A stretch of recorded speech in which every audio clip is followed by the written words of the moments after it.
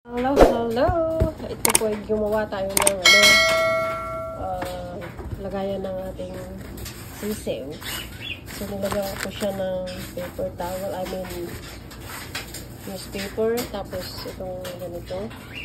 Ating ilalabas yung ating sisiw. Kasi papakainin natin. So, yan, mahirap pag ano. Teka. Yung sisiw lang. Marami na. Ayan, kumabot. Teka, ilagay mo na natin. Marami na siyang balahibo. So, malaki na po siya. Ayan.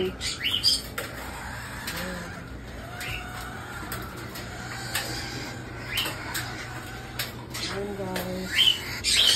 Baby niya. Yung dalawa ay wala pang balahibo masyado. So, atin mo nang iiwanan sa nanay niya. Para siya'y pakainin ng nanay niya.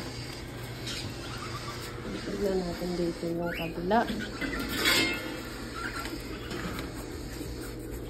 Ayan. Ito yung dalawa.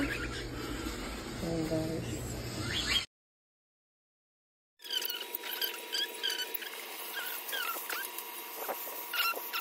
Ang pakainin ng manual ay pagkain ng siso.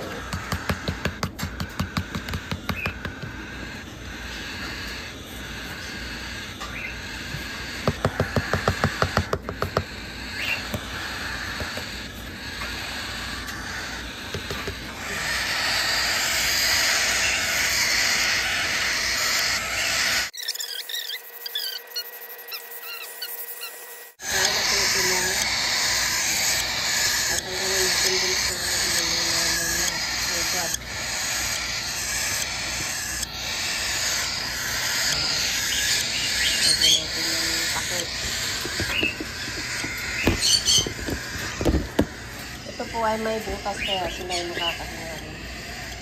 Mamaya tatakpan natin siya ng towel.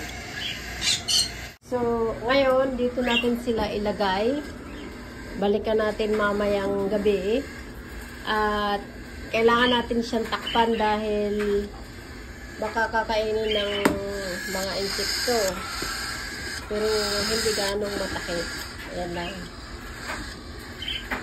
May butas na ba yan makakahinga mga yan. Para hindi sila galawin ng kahit sinong hayop dito. Kasi may pusa din at saka aso kami dito. Kaya para safe sila. Yan. Thanks for watching, guys. See you mamaya kapag nagpakain kami ulit.